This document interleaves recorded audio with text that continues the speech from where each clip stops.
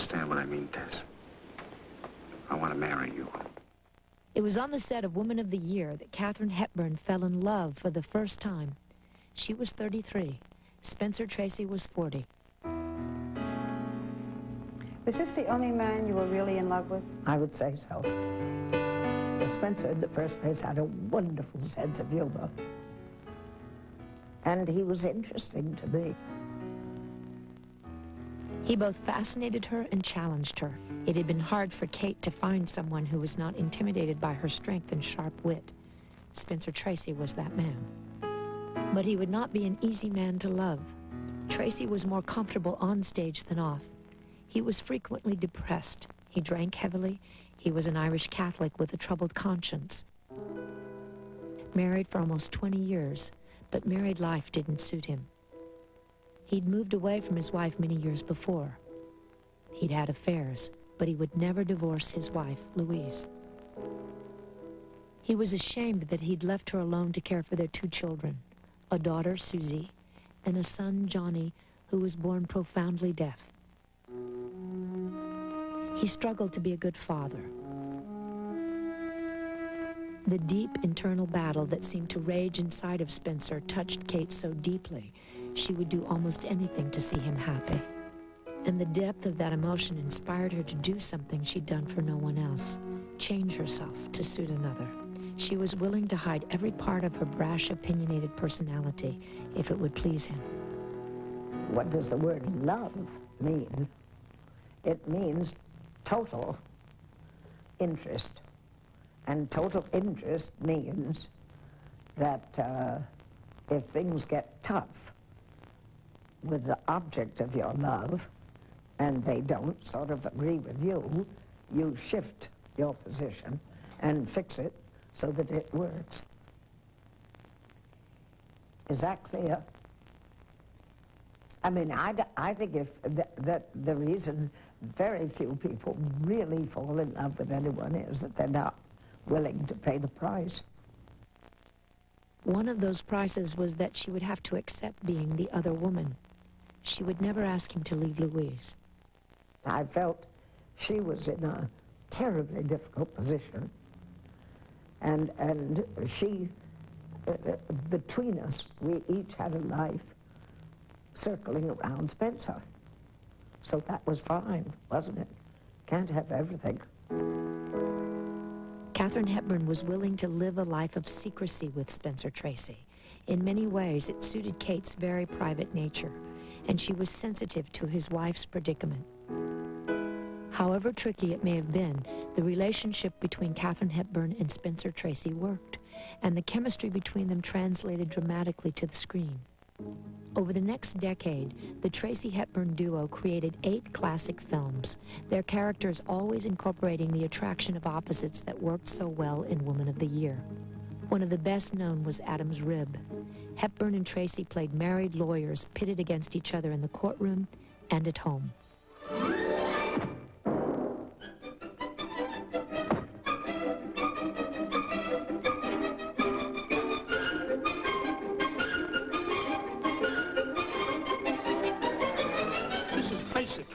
I'm old-fashioned. I like 2 sexes.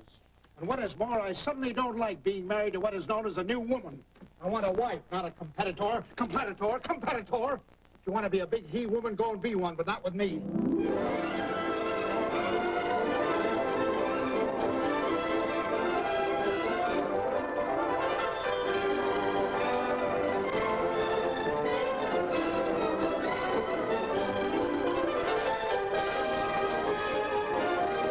During the 1940s, in films like State of the Union and later Pat and Mike, audiences watched Spencer Tracy and Katherine Hepburn grow into middle age. And unlike so many beautiful starlets whose careers withered with their youth, Katherine Hepburn's career remained strong. In large part because she was willing to sacrifice her vanity and play characters that did not necessarily show her in the most complimentary light, but she would no longer be able to look at herself on the screen. I find it very difficult to watch yourself. And I used to go to the brushes and see every inch of what I shot. Then when I suddenly thought, oh, Ooh. I stopped going because I thought my judgment was no good, because I would see things that just made me look old, and other people wouldn't see them. In 1951, Katherine Hepburn was 44 years old and suffered a terrible loss that seemed to age her visibly. On a visit to her family's home in Connecticut that winter, she had gone to wake her mother from a nap. And just as she had been the one to find her beloved brother 30 years before, so she found her mother, who had died unexpectedly in her sleep. It left Kate reeling. With the passing of her spirited, unconventional mother, Kate lost one of her most treasured sources of inspiration.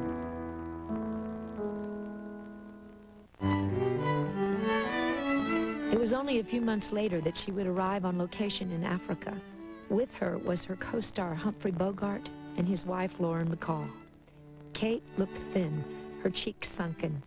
They were there to shoot the romantic adventure movie that would become one of the highlights of Kate's career, The African Queen. She and Humphrey Bogart had never acted together before, and she found working with him an unusual pleasure. He really liked being an actor. Most of the actors I know, I mean, Spencer did not like being an actor. He thought it was a sort of girl's profession. Humphrey Bogart and Katherine Hepburn forged their friendship in the heat and hardship of Africa. It was fascinating, and the space, the clouds. I mean, you'd be playing a scene in bright sunlight, and in no time, it would cloud up and pour rain, and they'd run and save the lamps, everything. They'd let the actors drown. They couldn't get. I looked the same, wet or dry, and so did Bogey. It was terribly funny. Kate was in her element on this rough African adventure. It unleashed the tomboy spirit of her youth. And with two very masculine, hard-living men, Bogart and the director John Huston, Hepburn became one of the boys. She hunted, she played golf, she toughed it out in the wilderness. And she came home with a friendship that she and Spencer would share, Bogey and Bacall, a couple with whom Hepburn and Tracy could be open about their relationship. But the friendship of these four remarkable stars would not last long. 6 years later, Bogart died of throat cancer. Shortly before, Kate and Spencer would visit him, not knowing it would be one of the last days of his life. And Spencer put his hand on Bogey's shoulder and said, "Night, night, Bogey." And Bogey put his hand up and he covered Spencer's hand and sort of, squeezed it and said, "Goodbye, Spencer." And I was standing about 10 feet away, and I nearly fainted because I thought he did say goodbye, and he meant goodbye. And the next day, Betty went to church with the kids. When she came back, Bogey was dead. Humphrey Bogart died in 1957. Spencer was not yet 60, but his health too was beginning to fail. Years of drinking had weakened his heart. Kate and Spencer made only one film that year, The Desk Set, and they would make fewer and fewer movies in the next decade. Kate, who had always put her relationship second in her single-minded pursuit of career, now dropped everything to care for Spencer. He was ill. It's a long, heavy job to try to help someone who has a drinking problem. There are people who can't, who are not comfortable in life. His depression had remained through the more than 20 years he and Kate had been together. He couldn't sleep. He was constantly restless. Kate was at his beck and call. She knew that making a movie with Spencer would be difficult, but Kate would rally him for one last film, a film that had a great deal of meaning for her. She and Spencer would play a couple whose love and respect had grown only more intense with age.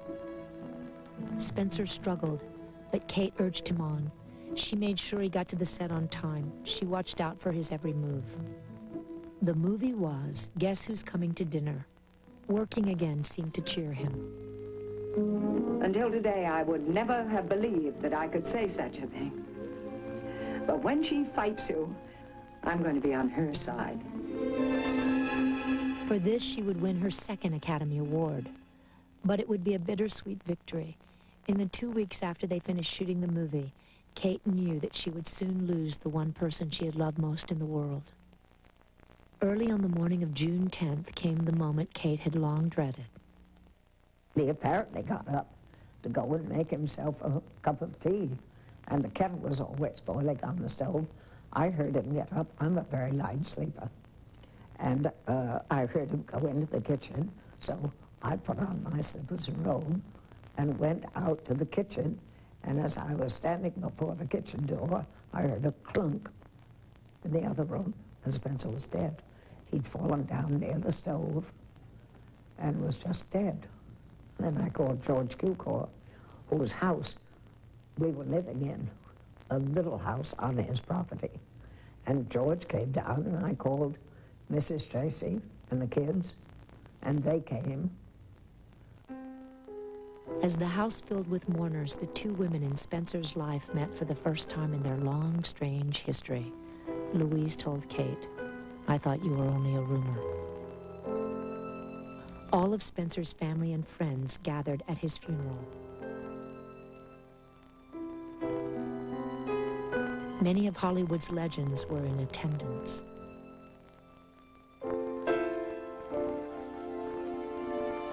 Only Kate was not present.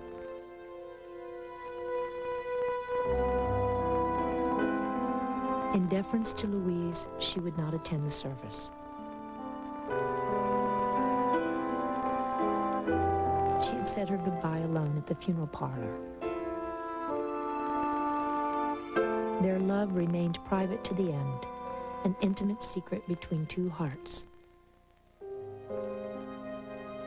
She would never acknowledge publicly that Spencer loved her, saying only that he might have.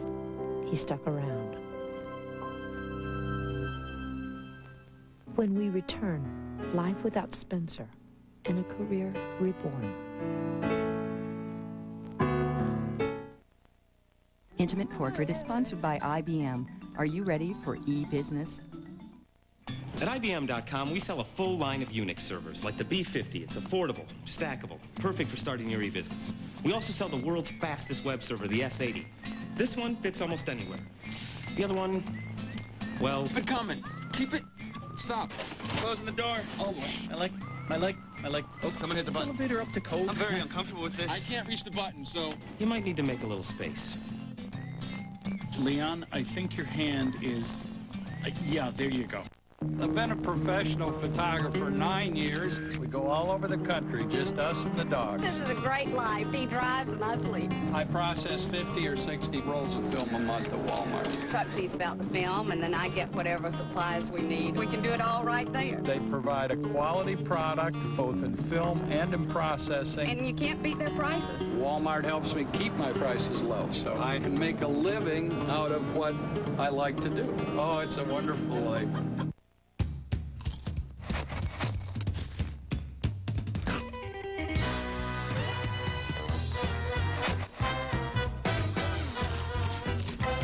Now hear this. The FDA agrees eating whole grain foods like post-shredded wheat as part of a low-fat diet may help you reduce your risk of heart disease and certain cancers. Post-shredded wheat. Good for breakfast, even better for your health. Let's be honest. There's really no such thing as a gracious winner. You might say things like nice game or shake your opponent's hand. But no matter how humble you are on the outside, deep down on the inside, you're saying, I'm better than you are. The Mitsubishi Galant, ranked the #1 family sedan under 20 grand by Car and Driver. Better than Accord or Camry. Boy, we just love saying that. Congratulations! You finally made it. Thanks. So, you got your whole life ahead of you. What are you gonna do now? Well, thought about working. Looked into retirement. Looks good. Gonna play a little canasta, shuffleboard, golf, eat a little shellfish, salsa Saturdays, bingo Mondays. I'm retiring. Want a step you can really skip? New Cascade Complete helps you skip scrubbing and rinsing. Finally, skip the sink, because food's dissolved away. Where'd you get that sweater vest? New from Cascade. Cascade Complete. Skip the sink.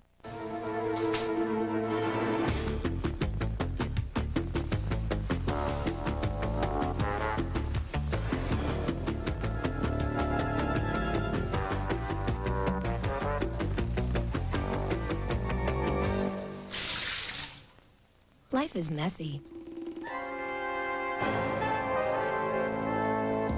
We'll help you clean it up. You're risking your life for a baby that doesn't even exist. And you can't understand that. Makes you crazy, doesn't it? Strong Medicine, a Lifetime original. Sunday nights at 9, premiering July 23rd.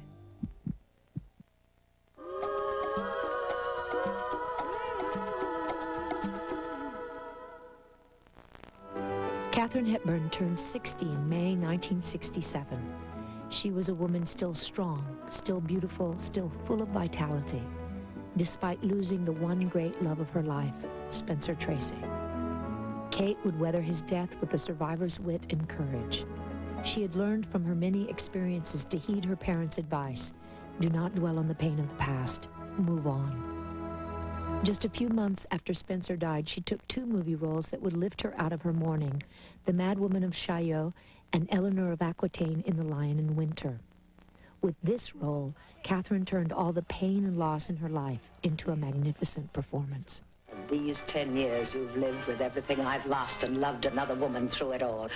I could peel you like a pear, and God himself would call it justice. Her performance earned her her 3rd Academy Award. She was 61. As she had done before she met Spencer, Kate would now devote herself entirely to work. In 1980, she would work with Henry Fonda. They would play a couple in the last years of their lives who struggled to mend a fractured relationship with their only daughter. The film was On Golden Pond. Although she never had children, Kate's maternal instincts were powerful on screen. For her role, she won an unprecedented 4th Academy Award. It was her 12th nomination. She was 74. Still, the recluse Katherine Hepburn never attended a ceremony. Despite a hereditary disorder that began causing her head to shake, she continued to challenge herself. When Kate turned 80, she finally decided to reveal the person behind the creature. In an autobiography she called simply Me, Katherine Hepburn lifted the veil that had concealed the true Kate. The wonder of her childhood, the death of her older brother Tom, her failed marriage to Luddy, her affair with Leland Hayward and with Howard Hughes, and her deep, unsurpassable love for Spencer Tracy. I think you finally look back on your life and you say, for heaven's sake, did I do that? That was very sensible. Oh, what an ass I was. Do you know what I mean? In her sincerity, she confessed to the sacrifices in love, marriage, and family she had made in her fierce pursuit of fame. I missed a great deal, but I don't think about what I missed. I think about what I had. You cannot have it all, is all I'm saying. But by breaking the rules, by flying in the face of this century's conventions, Katherine Hepburn gives us a legacy of wisdom, wit, and courage. I've had and haven't, you know. I've had a wonderful, wonderful life. Katherine Hepburn grasped life with both hands and was rewarded for it. She is not just the woman of the year. She is a woman of our century.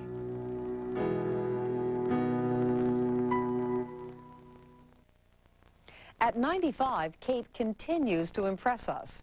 Recently, she appeared in the remake of the legendary film Love Affair, alongside Warren Beatty and Annette Bening.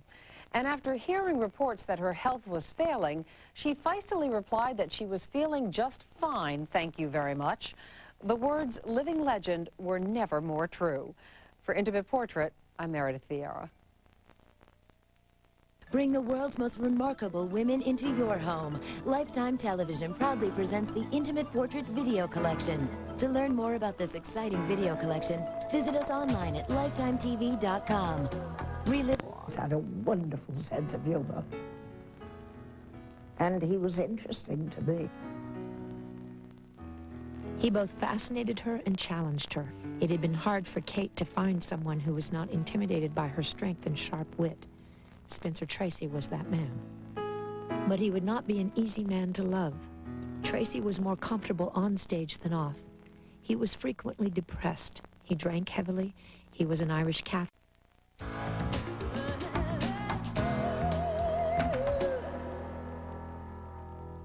understand what I mean, Tess. I want to marry you. It was on the set of Woman of the Year that Katherine Hepburn fell in love for the first time. She was 33. Spencer Tracy was 40.